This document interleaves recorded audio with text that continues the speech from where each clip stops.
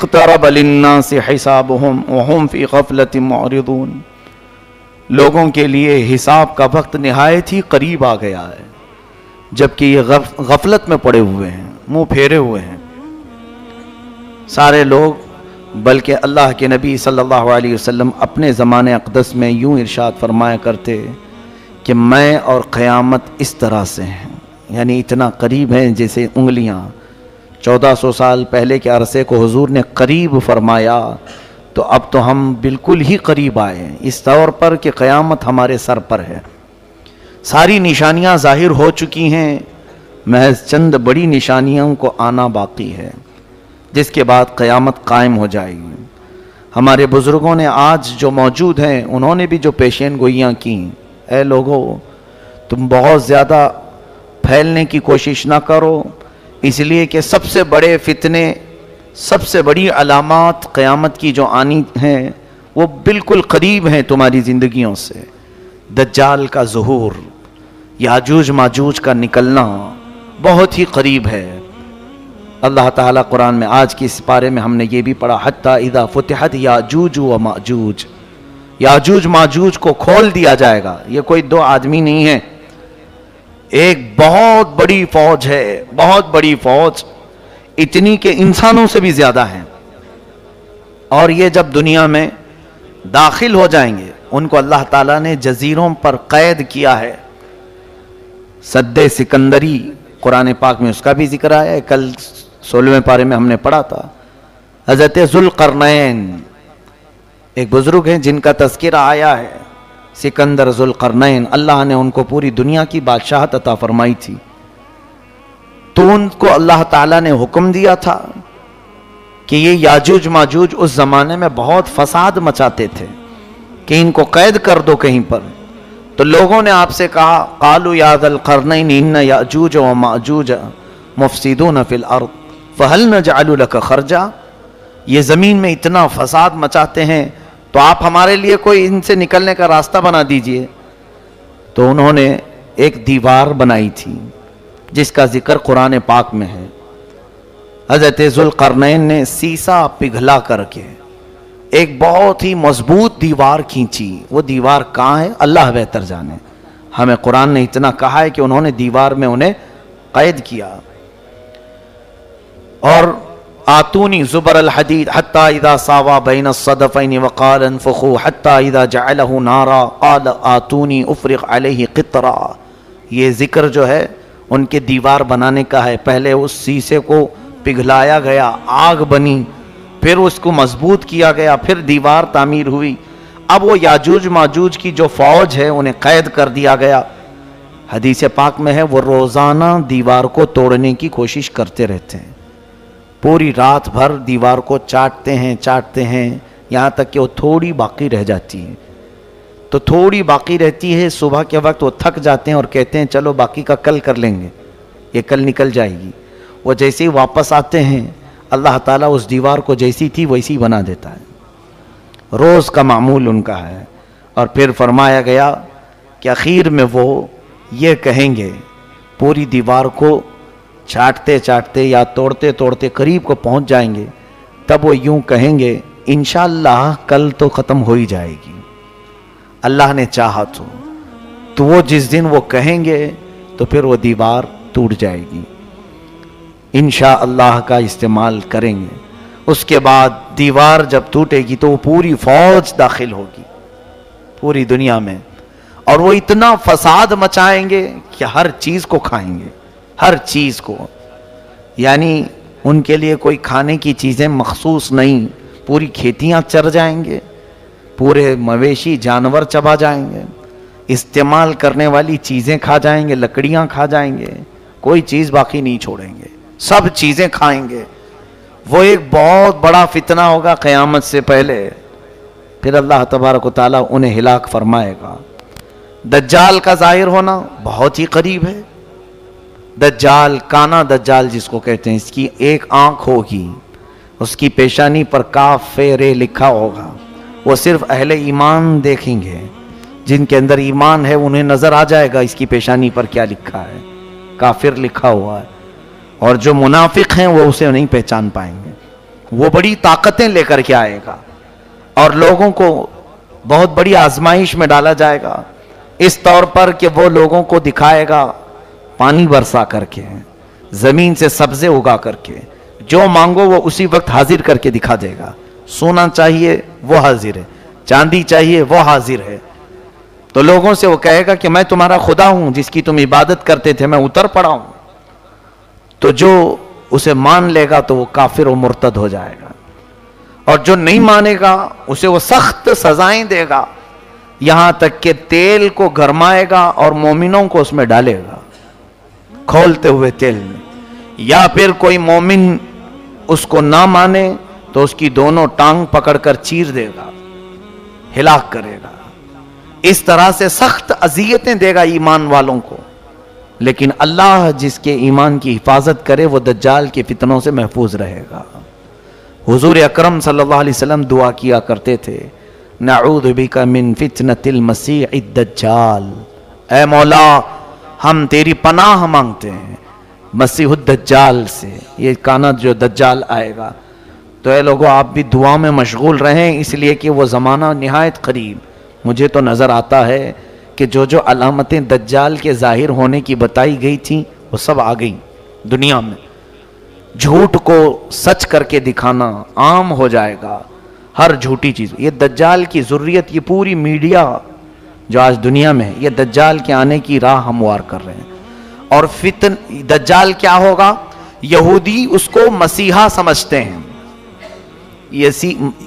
یہودی اس کو اپنا مسیحا مانتے ہیں کہ وہ ہم سب کو پوری دنیا میں عزت دینے والا آئے گا۔ تو دجال کے آنے کے لیے یہودی پوری فیلڈ ہموار کر رہے ہیں، جگہ جگہ جو تمام چیزوں کا قبضہ، پورے سونے پر ان کا قبضہ ہے آج، جیولری، گولڈ، اتنے تعداد میں یہ جمع کرتے جا رہے ہیں، کیونکہ یہ دجال کی کام آنے کے لیے۔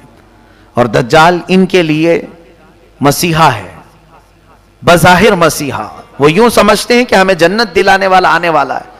دیکھا نہیں آپ نے یہودی اکثر چیزوں میں، اپنے برانڈ میں یا اپنے لوگوں میں ایک آنکھ کا استعمال کرتے ہیں، وہ ایک آنکھ کا استعمال دجال کی علامات ہیں۔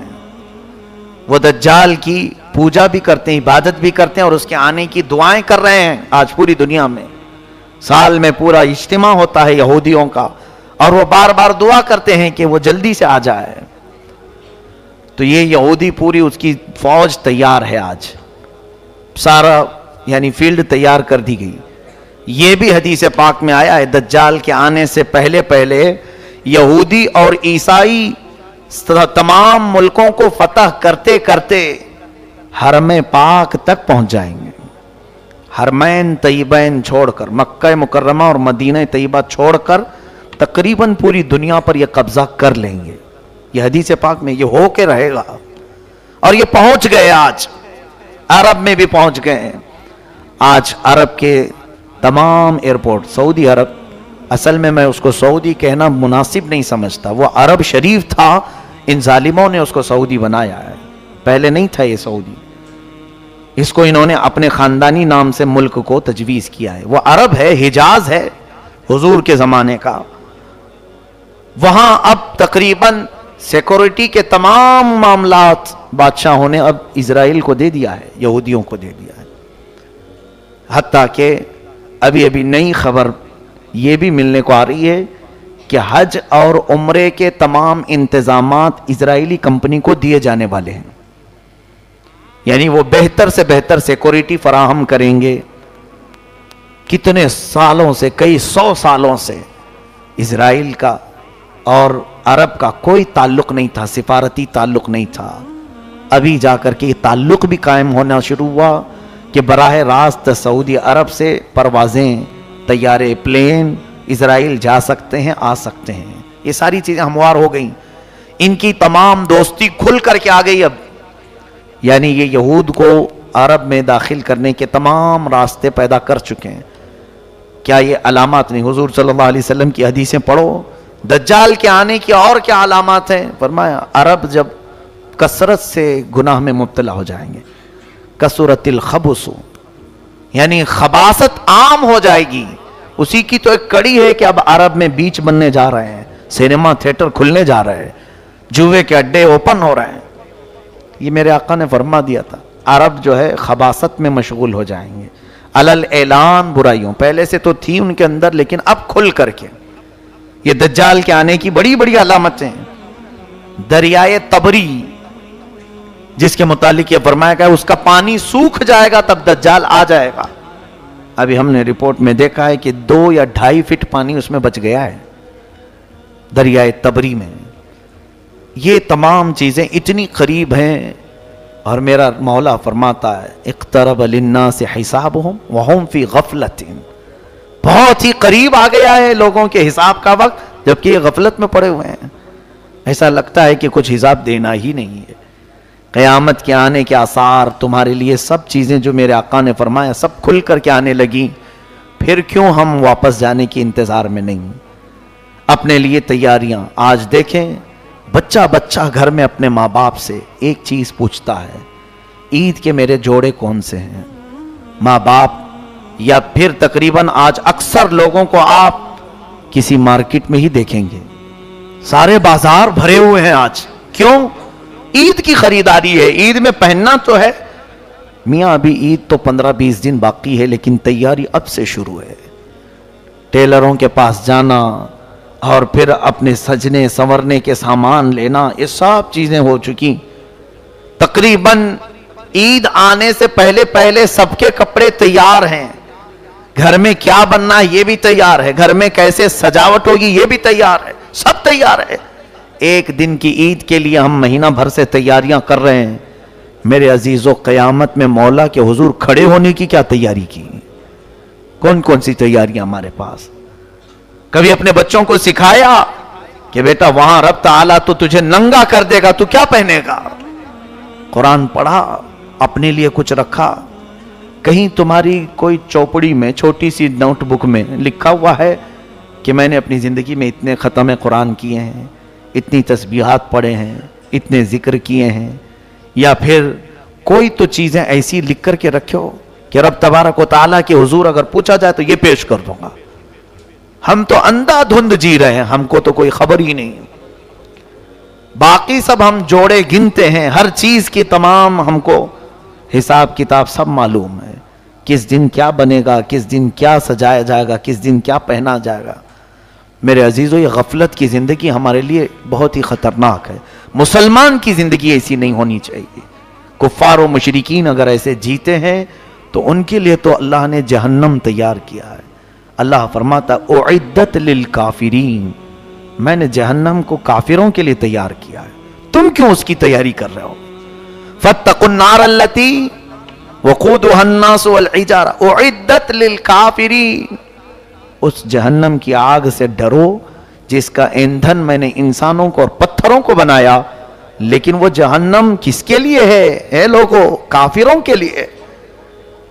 تم خوش نصیب ہو، اللہ نے تمہارے لیے کہیں پر بھی قرآن میں ایک جگہ بھی نہیں فرمایا کہ جہنم ہے، بلکہ سب جگہ تمہارے لیے فرمایا ان الذین آمنوا وعملوا الصالحات کانت لہم جنات الفردوس نزلا. جو ایمان لائے ہیں، عمل صالح کیے ہیں، اے لوگو ان کی مہمان نوازی کے لیے تو میں نے جنت الفردوس بنایا ہے. ایک جگہ نہیں، ہر پارے میں تمہیں ملے گا جنات تجری من تحتها الانہار خالدین فیہا. ایسی تمہارے لیے جنتیں میں نے بنائی ہیں، باغیچے ہیں جس میں نہریں بہ رہی ہیں، جو جائے گا اس میں ہمیشہ رہے گا. لیکن بندہ ہے کہ وہ مولا کی سجائی ہوئی جنت کو لینے کی تیاری کرنا نہیں چاہتا. کافروں کے کام اچھے لگتے ہیں، یہود و نصارہ کے عمل پسند ہیں. ہماری پوری قوم کو ان کی ایکٹیویٹیز میں دلچسپی ہے، ان کے کیریکٹر کو دل سے لگانے کو پسند کرتے ہیں. باقی رہی بات مصطفیٰ کریم صلی اللہ علیہ وسلم نے جو اخلاق کریمانہ دیے تھے، اور اسی لیے سچ فرمایا تھا میرے آقا نے، دنیا میں ایسے جیو جیسے مسافر رہتا ہے، بہت جلدی تم چلے جاؤ گے یہاں سے، اور ہمیشہ کی زندگی کو کیوں یہ چھوٹی سی زندگی پر قربان کرتے ہو؟ یہاں جتنا بھی عیش کرو گے عارضی ہوگا، ٹیمپرری ہوگا. ارے دیکھتے نہیں یہاں کپڑے بھی پرانے ہوتے ہیں، دیکھتے نہیں یہاں پر چیزیں بھی پرانی ہو جاتی ہیں، بہت جلدی پرانی ہوتی ہیں. اور تم دیکھتے دیکھتے ابھی تمہاری جو جوانی ہے وہ جھریوں میں بدل جائے گی. ابھی چہرے پر رنکلز آنے شروع ہو جائیں گے، دانت جھڑنے شروع ہوں گے، بال سفید ہونے لگیں، کمر جھکنے لگے گی. دنیا کا تو قرار ہے ہی نہیں کسی چیز پر. بہت تیزی سے تمہارے اندر تبدیلی لا رہی ہے.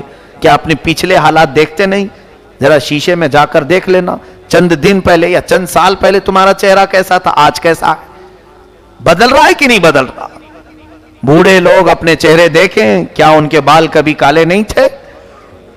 کیا ان کے چہرے جگمگاتے نہیں تھے حسن سے؟ بہت جلدی تمہارے چہروں پر بھی جھریاں آ گئیں، بدل گئے. تو کیوں یہ نہیں سمجھتے کہ یہاں کی کوئی چیز میں قرار ہے ہی نہیں، پائیداری ہے ہی نہیں. بہت تیزی سے دنیا ہماری ساری چیزیں بدل دیتی. لیکن مولا فرماتا ہے جس کو میں نے جنتی لباس پہنایا وہ کبھی پرانا نہیں ہوگا.